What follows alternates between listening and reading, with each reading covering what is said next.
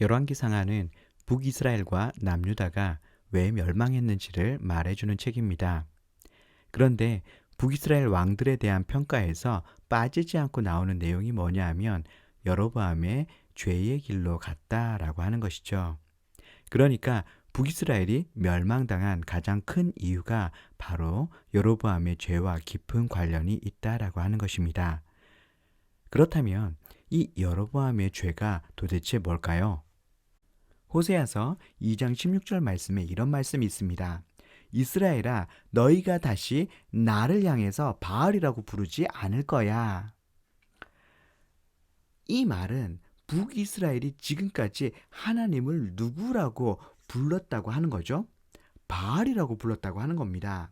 그러니까 바알을 섬기면서 북이스라엘 사람들은 지금까지 하나님을 섬긴다고 착각을 했던 것이죠. 선지자들이 와서 북이스라엘 사람들에게 이렇게 말합니다. 제발 우상숭배 좀 하지 말아라.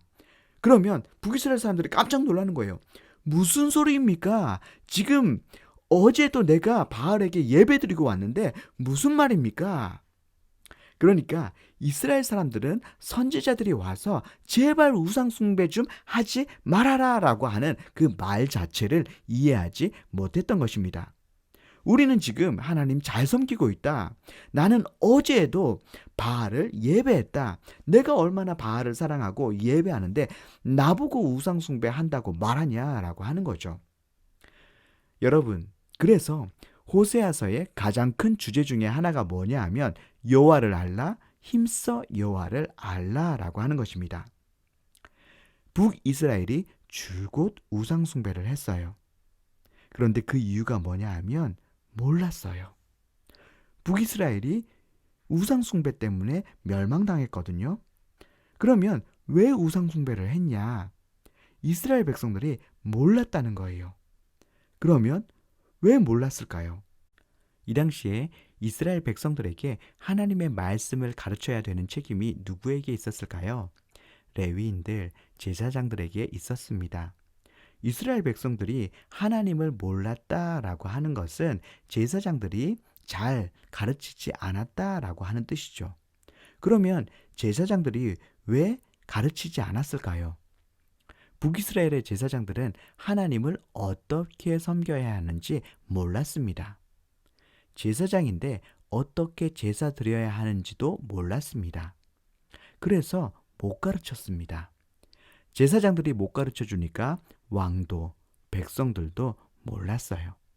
그래서 우상숭배를 했고요. 그 우상숭배 때문에 북이스라엘이 멸망했습니다. 그러면 이스라엘의 멸망의 이유를 누구에게서 찾을 수 있나요? 제사장들에게 찾을 수 있는 것입니다.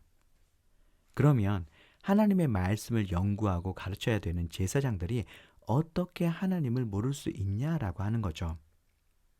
어떻게 하나님을 섬기는 방법을 모를 수 있냐라고 하는 것입니다. 여로보암 때 북이스라엘의 기초가 놓여지는 바로 그때에 어떤 일이 일어났습니다. 남유다에는 성전이 있었거든요. 예루살렘 성전. 그런데 북이스라엘은 성전이 없었어요. 북이스라엘은 10지파가 갔고 남유다에는 2개의 지파만 갔기 때문에 북이스라엘이 훨씬 크고 힘도 셌습니다. 그럼에도 불구하고 북이스라엘의 여로보암 왕이 두려워하는 것이 하나 있었어요. 그게 뭐냐 하면 백성들이 자꾸 예배드리러 성전이 있는 남유다로 내려가는 거예요. 절기 때가 되면 훨씬 더 상황은 심각해집니다. 온 이스라엘 백성이 남유다의 예루살렘으로 다 가버리는 거예요. 절기 지키러. 그래서 북이스라엘은 텅텅 비는 일이 일어나는 겁니다. 그리고 절기가 끝나면 다시 돌아오는 거죠. 여러분이 여로보암 입장에서 생각해 보세요.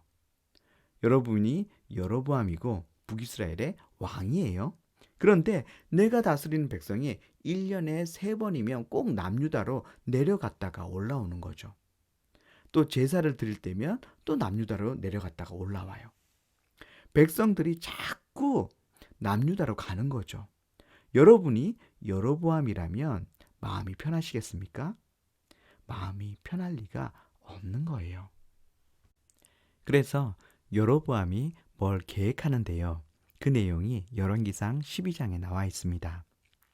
26절에 보면 그의 마음에 스스로 이르기를 나라가 이제 다윗의 집으로 돌아가리로다. 27절에 만일 이 백성이 예루살렘에 있는 여호와의 성전에 제사를 드리고자 하여 올라가면 이 백성의 마음이 유다 왕 된 그들의 주 르호보암에게로 돌아가서 나를 죽이고 유다의 왕 르호보암에게로 돌아가리로다. 여로보암이 두려웠어요. 그래서 뭘 만드냐 하면 금송아지를 만들었습니다.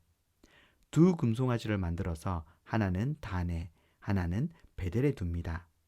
단은 위쪽 제일 끝이고 베델은 남쪽 제일 끝이죠. 그리고 이렇게 말하는 거예요. 열왕기상 12장 28절에 의하면 너희가 다시는 예루살렘에 올라갈 것이 없도다. 이스라엘아, 이는 너희를 애굽 땅에서 인도하여 올린 너희의 신들이라. 이 금송아지는 우상이 아니라 여호와라고 하는 거예요. 여러분, 제사 드릴 때마다 절기 때마다 예루살렘에 가시는 것 얼마나 힘드세요. 그러니까 제가 이곳에 예배 드릴 수 있도록 성전을 만들어 드리겠습니다. 그러니까 더 이상 내려갔다 올라갔다 하지 마십시오. 위에 계시는 분들은 단에 가서, 남쪽에 계신 분들은 베델에 가서 예배 드리시면 됩니다. 이곳에 하나님이 계십니다. 이 금송아지가 바로 하나님입니다. 라고 말하는 것이죠. 그러면 이때 레위인들, 제사장들은 뭐 했을까요? 아닙니다. 그건 여호와가 아닙니다. 그 금송아지 제단에서 예배 드리는 것은 여호와를 섬기는 올바른 방법이 아닙니다. 라고 했을 거 아니에요. 그러니까 그런 제사장들을 어떻게 합니까? 역대하 11장 13절에서 16절 말씀에 보면 레위인들, 제사장들을 다 해임시켜 버립니다. 북이스라엘에 있던 레위인들, 제사장들이 다 해임당하고 어디로 가냐 하면 남유다로 다 내려가 버립니다.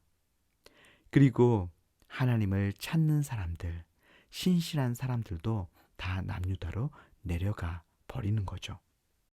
이렇게 제사장들과 레위인들이 북이스라엘을 떠나니까 여로보암이 이제 어떻게 하냐 하면 열왕기상 12장 31절에 그가 또 산당들을 짓고 레위 자손이 아닌 보통 백성으로 제사장을 삼고, 여로보암이 자기에게 딴지 걸 수 없는 사람, 자기 마음대로 할 수 있는 사람, 아무것도 모르는 일반인들을 제사장으로 세웠다라고 하는 거죠. 하나님의 말씀을 잘 아는 레위인들이 아니라 일반인으로 제사장을 세운 것입니다. 그리고 아무것도 모르는 이 제사장들은 왕이 시키는 대로 금송아지가 하나님이다 라고 백성들에게 가르쳤던 것이죠. 이게 하나님이다. 이게 하나님을 섬기는 올바른 방법이다 라고 가르쳤습니다. 그런데 비극은 북이스라엘 사람들이 이것을 믿기 시작했다라고 하는 거죠. 역대하 13장 9절에는요. 어떻게 하면 제사장이 되는지가 나옵니다. 너희가 아론 자손인 여호와의 제사장들과 레위 사람들을 쫓아내고 이방 백성들의 풍속을 따라 제사장을 삼지 아니하였느냐. 누구든지 막론하고 어린 수송아지 한 마리와 수양 7마리를 끌고 오면 제사장이 되었다라고 하는 것입니다. 그러면 내가 돈 좀 있다고 하면 제사장이 되기를 원했을까요? 원하지 않았을까요? 당시 제사장의 지위는 절대적이었습니다. 제사만 드리는 것이 아니라 백성들을 가르치고 재판도 했습니다. 이 지위가 굉장히 막강하거든요. 그래서 나중에 보면요.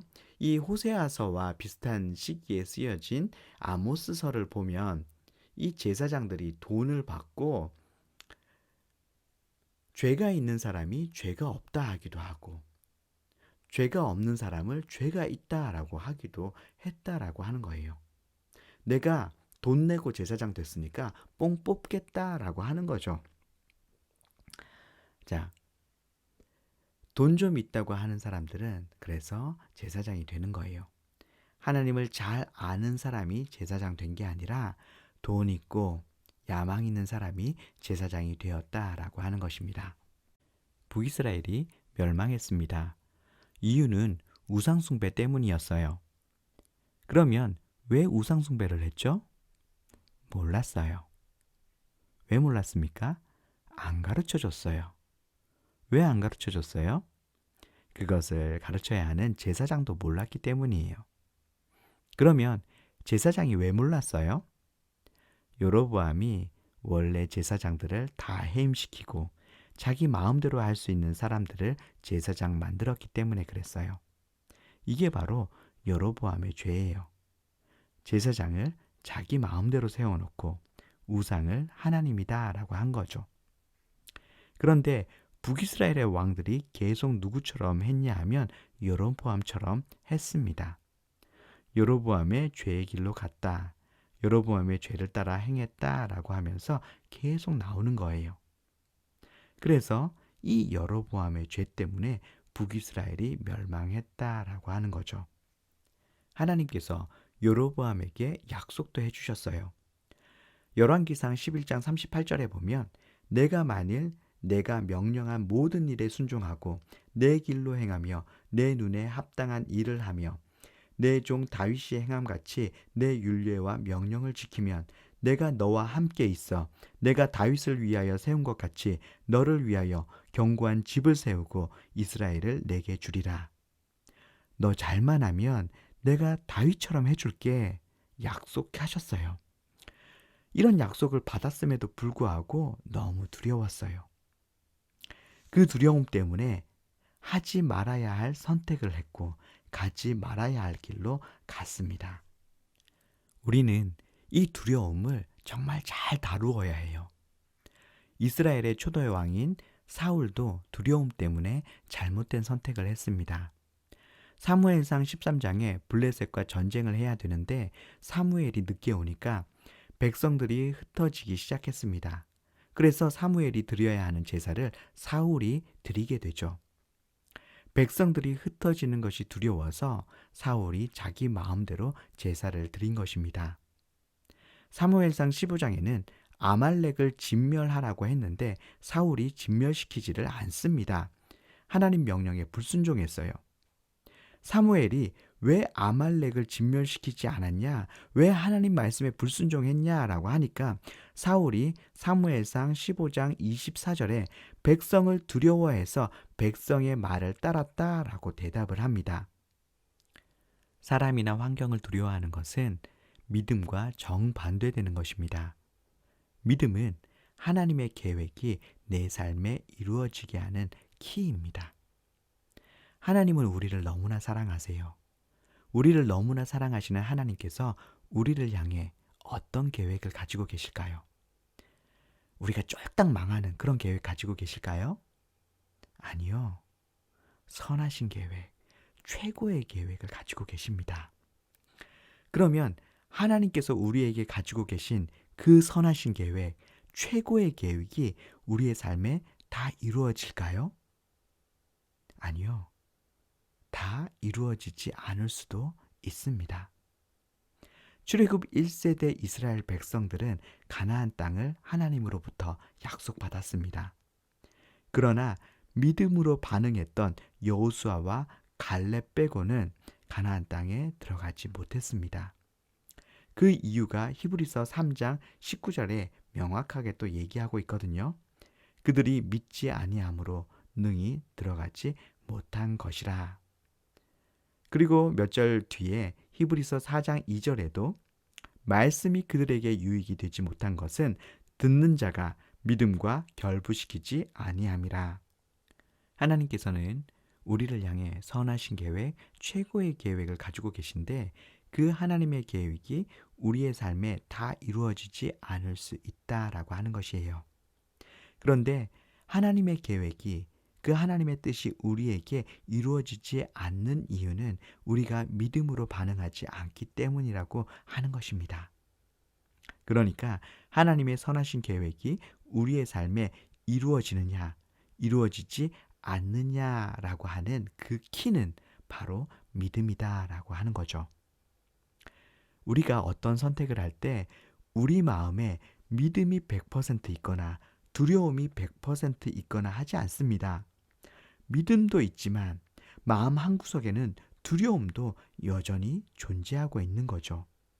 이때 우리가 선택을 해야 하는 것입니다. 믿음에 의한 선택을 할 것인가 아니면 두려움으로 인한 선택을 할 것인가. 우리가 환경과 상황을 바라보면 우리 안에 있는 두려움이 점점 더 커집니다. 반대로 우리가 하나님을 바라보면 두려움이 컸다가 점점점 작아지고 믿음이 커집니다. 그래서 우리가 믿음의 선택을 할 수 있는 길은 뭐냐 하면 하나님을 바라보는 것입니다. 하나님을 바라보면서 믿음의 선택을 해가는 여러분이 되시기를 바랍니다.